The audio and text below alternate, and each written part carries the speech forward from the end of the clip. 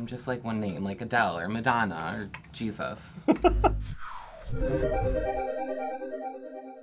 Hello, hello, hello. I'm Joey Nolfi with Entertainment Weekly, here with the cast of RuPaul's Drag Race Season 15. Now, this next gal, she's of course a precious gem. That is right, we have Amethyst here. Thank you for joining me. Congratulations. Of course. Thank you so much. Joining the Drag Race 15 family. You're so excited I can tell you're very excited to be part of this family. Yeah. Yes.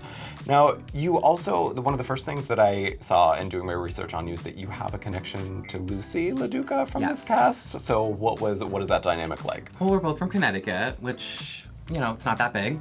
And there's, I want to say like 3 main bars that kind of embody Connecticut. So we run into each other a lot. Yeah, and work very closely. There's a lot of Connecticut girls on this season. 3. So we went from having, I think, not a single Connecticut girl in the history of Drag Race to 3. Like, what is in the water in Connecticut this year? There's a lot of talent, and I'm so excited that we're finally being put on the map, recognized, and yeah, it's gonna be great. What was that like when you walked into the workroom and you saw that Lucy was there as well? What was that reaction like? It was a little like, oh boy, I really gotta like put my big girl pants on now, because she is a talented, fierce performer. Not that I'm not, but listen. Yeah, it was very exciting. Does that competitive edge come out between the two of you, even though there's that familiarity? Unfortunately, yeah.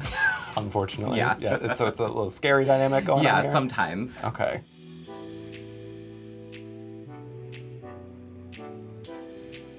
Now take me through the Amethyst experience. Like, what am I getting when I go to an Amethyst show, and what has your drag journey been like up to this point? You're probably gonna laugh a lot at an Amethyst show. I'm so stupid, and that's my brand, is stupidity. And what is happening right now? Where am I? Yeah, that's your typical Amethyst show.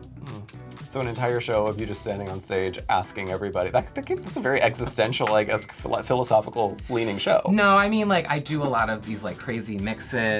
I do like a banana burlesque number where I peel myself out of a banana.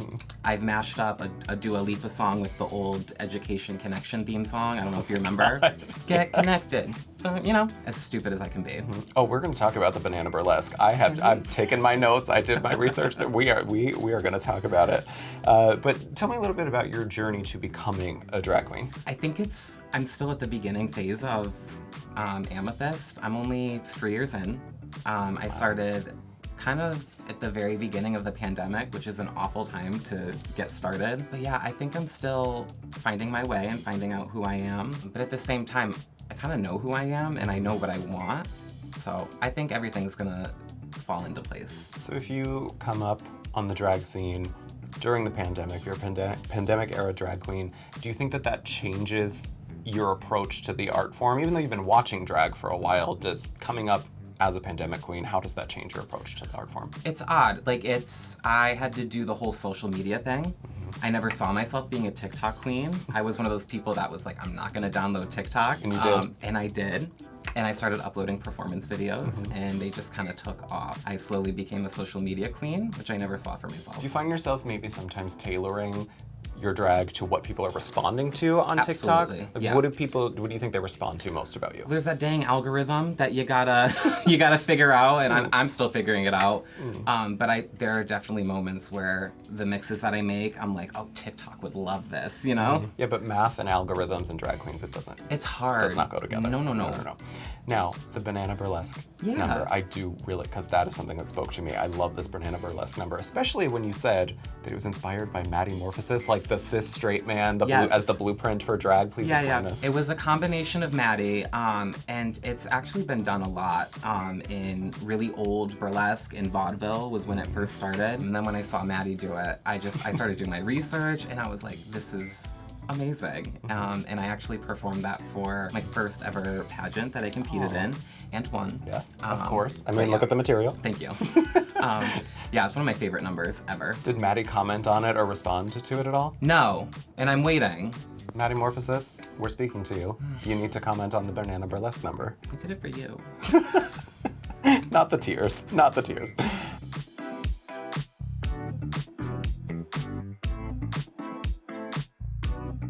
Now, how does one, like, there has to be an art, I know this is a very serious question, but like there has to be an art to making a fruit sexy. Like, how does one do that?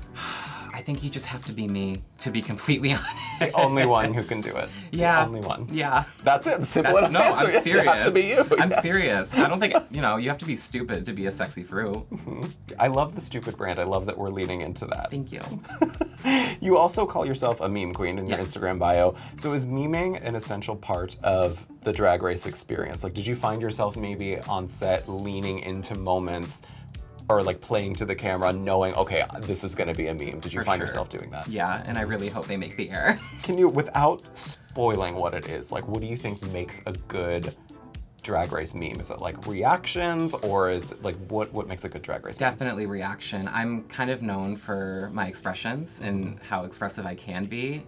It's kind of hard for me to not show my feelings on my face, like really hard. I think that's the key, and just has to be random. Just completely random and in the moment. Can you just give the camera a very random, in the moment, just whatever comes to your mind, a facial reaction to something? It's happening right now. It's a meme, right? Yeah, there you go. I mean, I wasn't on the receiving end of it. I mean, I hope I was that kind of giving, Chloe, we're going to Disneyland. the whole camera crew has turned to stone, basically what people can't see right Sorry. now. Now, was this your first time ever auditioning for Drag Race? Yeah. It was. Yeah. So what made now, I mean, you're very fresh into your career, so what made now the right time to go on Drag Race? I don't know. I still can't believe that I'm like, I still ask them, I'm like, you got the right Amethyst, right? Because there's a few of us out there. There's a lot. Yeah. There are a lot of amethysts. Yeah. Yes. Yeah, but I'm the only Amethyst with one name. Yeah. All the other ones are A-M-E, last name. Yes. Fist. Yeah, I'm just like one name, like Adele or Madonna or Jesus. Oh my God, not Jesus. So heading into Drag Race, were there things that you thought you were going to really excel at?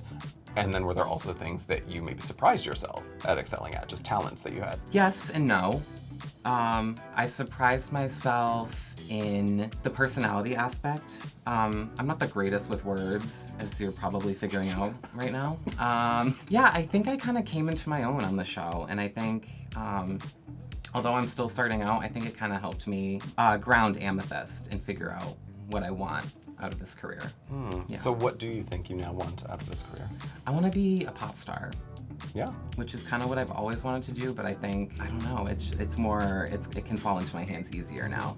So she does live vocals. I do, yeah, and I make my own music, and I produce my own music. What's your favorite, I mean, pop, obviously, like if you want to be a pop star, but like what is an artist whose songs that you've maybe covered in the past that really gets you going? I cover Britney all the time. I have a whole mix that I do of Britney. It goes from my prerogative into Gimme More. Oh, and that sounds great. It's my own vocals, yeah. But when it comes to just in general, lip syncing, Yeah. like because all queens, we know they lip sync on stage. What's your vibe when you lip sync? I like to choreograph. I'm not really good with, I'm a mover, not a dancer. So I can't really do improv dance like a lot of the talented queens that we have on this season can Yeah. do. So I definitely choreograph in advance, or I try to at least. But my priority is right here and making sure everyone can see every single word. Yeah. Because it's a lip sync. You gotta lip sync for a lip sync. So no forgetting the words, no keeping masks on to hide the mouth. No. Or that thing where they turn around and they think that. Monet, we're talking to you. I didn't say it, she did. No, Monet has said many times that that's not what she was doing in that Okay, lip sync. We can't speak that into existence. My fault. So what was the best piece of advice, or maybe something that a former Ru girl has said to you throughout your career, if at all? I haven't met too many so far, but I had the pleasure of being in this cast with Sasha Colby, and she's just so wise and has so much good advice. Legend. What do you think is the best piece of advice she ever gave you? Can I swear? Yeah, of course. Okay, not to give a Do you, baby? I love the turn to camera for that. I had to. Much more effective. She's also a dramatic actress. Yes. Now, the New York City girls have kept the untucked crown in New York for the past 2 seasons. So is maybe another city taking it this season, do you think? I don't know. Why, do you feel something in the air? I don't know. I've been hearing that Houston maybe could be in contention for the untucked Or crown. maybe Miami? I don't know. We're doing math. We're doing process of elimination. Who is from Miami and Houston? Okay, we'll be sure to ask them about these things.